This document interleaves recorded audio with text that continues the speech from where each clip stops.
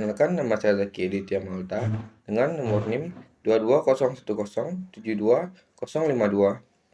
dengan nomor absen 23. Perkenalkan, nama saya Putri Saribulan dari kelas 2 AD3 Akuntansi dengan nomor absen 26 dengan nomor NIM 2201072061. Halo, kenalin, aku Sarah Mutia dengan NIM 2201072036 dengan nomor absen 19. Namaku Azmafi Muyasin Siregar, NIM 2201071002, nomor absen 1 dari kelas 2A D3 Akuntansi. Hai semuanya, saya Ilmu Nufia Ramadhani, absen 12. Di sini saya akan mencoba menjelaskan tentang sifat dan contoh audit persediaan. Audit persediaan itu adalah proses pemeriksaan yang dilakukan oleh auditor untuk memverifikasi keberadaan, jumlah, dan kondisi fisik persediaan yang dimiliki oleh suatu perusahaan. Sifatnya itu yang pertama biasanya merupakan aset lancar atau current aset karena masa perputarannya biasanya kurang atau sama dengan 1 tahun. Yang selanjutnya sifatnya yaitu merupakan jumlah yang besar, terutama dalam perusahaan dagang dan industri. Dan yang ketiga, ada mempunyai pengaruh yang besar terhadap laporan posisi keuangan atau neraca dalam perhitungan laba rugi. Karena kesalahan dalam menentukan persediaan pada akhir periode akan mengakibatkan kesalahan dalam jumlah aset lancar dan total aset, beban pokok penjualan, laba kotor dan laba bersih, taksiran pajak penghasilan, pembagian dividen dan laba rugi ditahan. Kesalahan tersebut akan terbawa ke laporan keuangan periode berikutnya. Selanjutnya, yaitu ada contoh dari perkiraan-perkiraan yang bisa digolongkan sebagai persediaan. Yang pertama ada bahan baku atau raw material. Yang kedua ada barang dalam proses atau work in process. Yang ketiga ada barang jadi atau finished goods. Yang keempat ada suku cadang atau spare part. Yang kelima, bahan pembantu, yaitu seperti oli, bensin, dan solar. Yang keenam, barang dalam perjalanan atau good in transit, yaitu barang yang sudah dikirim oleh supplier tetapi belum sampai di gudang perusahaan. Yang ketujuh, ada barang konsiansi. Barang konsiansi ini terbagi dua. Yang pertama ada consignment out, yaitu barang perusahaan yang dititip jual pada perusahaan lain. Yang kedua itu ada consignment in, yaitu barang perusahaan lain yang dititip jual di perusahaan. Tidak boleh dilaporkan atau dicatat sebagai persediaan perusahaan. Nah, di sini saya akan menjelaskan tujuan dari audit persediaan. Nah, yang pertama adalah untuk memeriksa apakah terdapat internal kontrol yang baik dalam persediaan. Yang kedua adalah untuk memeriksa apakah metode penelitian dalam persediaan itu sesuai dengan standar akuntansi keuangan di Indonesia.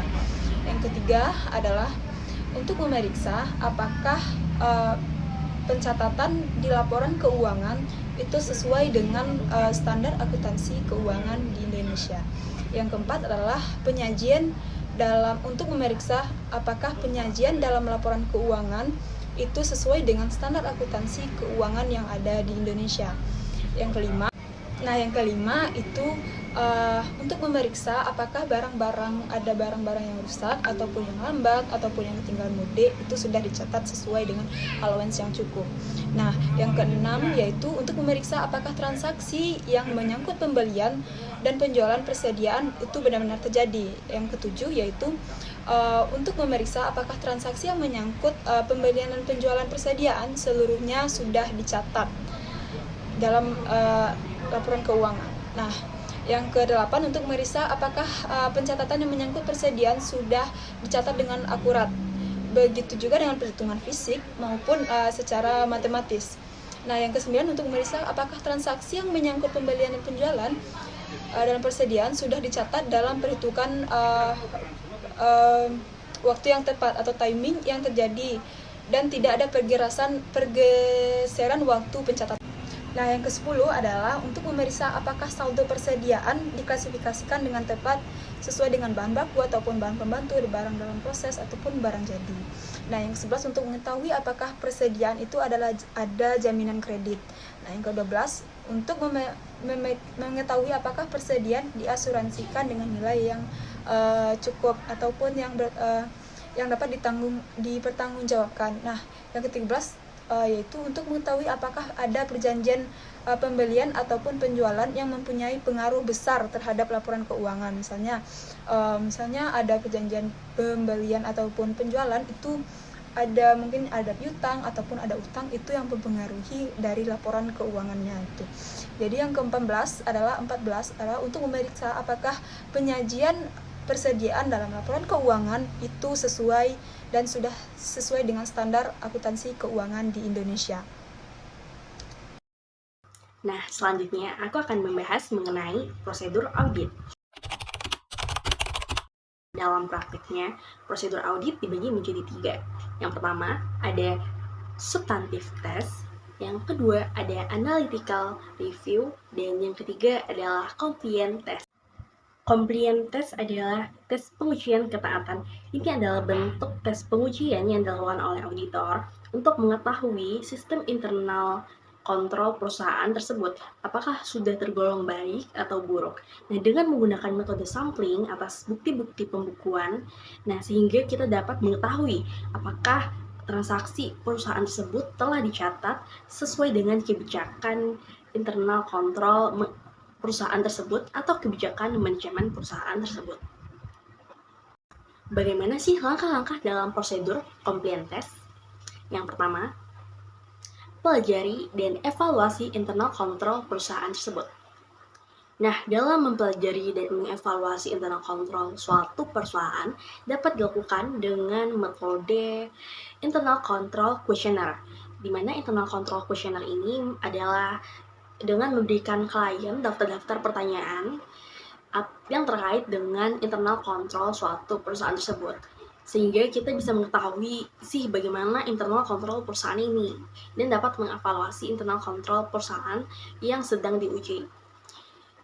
Metode ini tergolong gampang karena klien hanya diminta untuk menjawab ya, tidak, dan tidak relevan, di mana jawaban ya yang berarti internal kontrol perusahaan tersebut baik, jawaban tidak yang berarti internal kontrol perusahaan tersebut buruk, dan jawaban tidak relevan yang berarti pertanyaan yang diberikan oleh auditor kepada klien tidak relevan. Selanjutnya, dengan melakukan tes transaksi. Nah, dalam melakukan tes transaksi ini dapat dilakukan dengan beberapa poin. Yang pertama, tes transaksi atas pembelian, di mana kita dapat menggunakan purchase order atau permintaan pembelian sebagai sampel. Tes transaksi atas persediaan. Dalam hal ini kita dapat menggunakan permintaan barang sebagai sampel. Nah, dalam hal ini kita melakukan ini untuk mengetahui apakah persediaan barang tersebut telah sesuai dengan yang dicantumkan klien pada laporan keuangan. Selanjutnya, tes transaksi atas penjualan. Nah, dalam hal ini kita dapat menggunakan faktur penjualan sebagai sampel. Nah, jika tidak didapatkan kesalahan dalam tes transaksi tersebut, maka dapat disimpulkan bahwa internal kontrol perusahaan tersebut baik, sehingga dapat mempersempit dalam melakukan substantive test. Nah, kali ini aku bakal lanjutin yang tadi prosedur dari temanku. Tadi kan kita udah tentang prosedur substantif ya? Yang tadi itu kan kita udah di prosedur compliance, terus kali ini kita bakal masuk ke prosedur substantif. Apa sih prosedur substantif itu ya? Prosedur substantif itu lebih ke kayak fisik. Nah, dalam persediaan kita tuh bakal ngecek fisiknya. Kenapa sih cek fisiknya penting? Karena kemungkinan ada salah saji dan mishitung antara yang ada di buku dan ada fisik wujud selanjutnya. Prosedurnya itu kalau secara ringkasnya itu ada 6 tahapan. Yang pertama itu adalah stock of name. Nah, stock of name ini merupakan kunci karena kita bakal ngecek fisik yang ada, apakah benar nanti misal di catatan lu ada 4, kita tuh bakal stock of name benar gak sih di situ ada 4. Nah, itu namanya stock of name kita. Terus yang kedua ada final inventory list. Apa itu final inventory list? Itu tuh ngecek persediaan terakhir itu bener berapa sih, final kita tuh ada berapa ya. So, yang dalam final inventory list ini kita tuh bakal ngecek satu total quantity atau total kuantitas barang yang ada. Terus yang kedua kita quantity per book. Maksudnya apa sih quantity per book? Quantity per book itu adalah quantity yang ada di buku kita. Jadi kita tuh ngecek unitnya. Dan ini kita melakukan matematikal ya. Kita dalam proses ini kita melakukan proses matematikal. Quantity per book, misalnya di buku itu kita tuh ada 4 barang, misalnya 4 jilbab. Apakah benar dalam gudang itu kita tuh punya 4? Itu dicek lagi nanti kan, apakah benar harga pokoknya segini, apakah benar ini cocok nggak sih antara yang ada di buku dan ada yang di fisik sebenarnya. Nah pokoknya intinya final inventory itu nyocokin yang ada di buku dan yang ada di pergudangan asli kita. Terus apa, udah kita cek opening, kita ngapain loh, kita kayak udah kita ngecek tuh kita harus ngapain. Kita tuh bakal namanya bikin konfirmasi, surat konfirmasi gitu. Terus lalu kita periksa unit lagi dari row, periksa unit lagi per bahan. Tadi kita udah ngecek nih bahan yang misalnya 1, 2, 3 ABC, itu kita cek lagi raw materialnya berapa, yang bahan kita dalam produksi yang sudah setengah jadi berapa gitu, yang udah jadi berapa gitu. Ya pokoknya kalian cek lah semua. Pokoknya kalian cek semua lah itu yang ada di pergudangan ya, begitulah. Terus yang terakhir, bukan bro, yang kelima itu kita melakukan rekonsiliasi stok opening yang dilakukan beberapa waktu sebelum dan sesudah tanggal neraca. Karena kemungkinan ya setelah dan sebelum tanggal neraca tuh ada beberapa perubahan gitu kan yang terjadi dalam dalam waktu antara penutupan sampai terbitnya terbitnya laporan audit. Terus yang terakhir itu periksa cukup tidaknya barang yang bergerak lambat, atau barang-barang yang rusak, atau barang yang ketinggalan, atau yang kayak cacat gitu. Yakbahas Kondo Kasus Audit Persediaan. Jadi di sini kita akan membahas mengenai contoh kasus dari pemeriksaan atau audit pemeriksaan dan gudang. Gimana videonya? Stay tune ya. Oh ya, ini ada scene dimana seorang akuntan itu lagi lihat-lihat persediaan, lagi lihat-lihat laporan keuangan. Nah, tiba-tiba dia tuh sampai lihat juga itu apa? Laporan keuangan dari perusahaan tersebut. Jadi dia lihat-lihat lah, dia lakukan penginputan data, penyesuaian persediaan, dan juga pemeriksaan persediaan awal dan persediaan akhir, apakah harga jualnya sudah tetap, dan juga persediaan yang rusak sudah dikurangi, dan juga banyaklah pekerjaan seorang akuntan ini ya dalam memeriksa, dalam menyusun laporan keuangan. Nah, nanti ngapain lagi tuh? Di sela pekerjaannya, sang akuntan sempat terbesit dalam pikiran karena mungkin pengaruh puasa kali ya, lapar juga. Dia tuh sempat memikirkan, aduh kerja gue banyak lagi nih, bentar lagi mau buka, gue buka pakai apa ya? Oh iya, bentar lagi mau lebaran nih, mau beli baju lebaran dulu atau mikirin libur kemana? Waduh, budgetnya banyak juga ya ternyata kalau dipikir-pikir. Emang kalau jadi dewasa itu selalu mikir sendiri kan.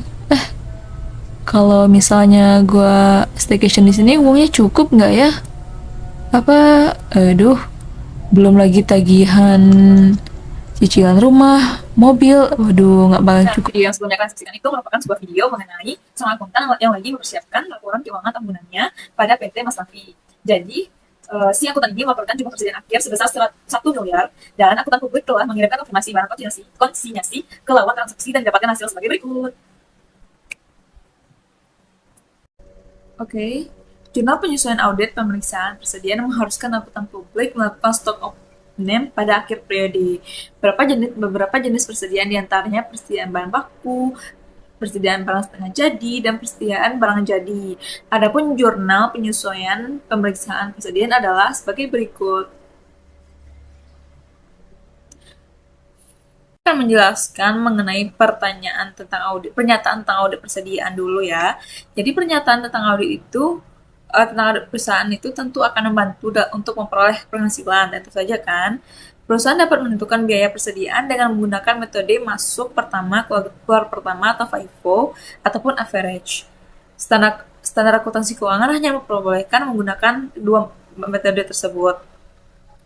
Aku yakin sang akuntan sudah tahu sih. Jadi, pertanyaan tentang audit persediaan tentu harus menguji apakah persediaan terjadi penurunan nilai. Penurunan nilai persediaan diakibatkan oleh kerusakan, keusangan, dan penurunan harga jual karena nilai pasar. Dan juga pemulihan penurunan nilai harus diakui sebagai harga jual dikurangi biaya mewujudkan penjualan tersebut. Nah, dari contoh tadi, kita melihat beberapa kesalahan dalam penginputan harga jual dan juga kesalahan dalam penginputan harga dan juga persediaan awal. Jadi di sini sudah tentu auditnya agak sedikit kurang fokus mungkin ya dalam menginput harga dan juga menghitung persediaan yang sewajarnya. Sekarang coba teman-teman perhatikan lagi mengenai contoh kasus tersebut. Teman-teman dapat menyimpulkan seperti apa, apakah sama atau berbeda dengan yang telah disimpulkan tersebut. Jadi teman-teman sudah mendengarkan pernyataan dari seorang auditor tersebut ya. Dari pernyataan tersebut, teman-teman dapat menyimpulkan hal yang sama atau ada pendapat lain. Nah, kalau misalnya ada, coba teman-teman simpulkan dan juga pikirkan nih mengenai contoh kasus audit yang telah dibahas sebelumnya. Sampai di situ dulu video kita pada hari ini. Semoga bisa dipahami dan juga bermanfaat bagi teman-teman semua. Dan kami sebagai penyaji, mohon maaf apabila ada kesalahan. Kami tutup dengan Assalamualaikum warahmatullahi wabarakatuh. Dadah!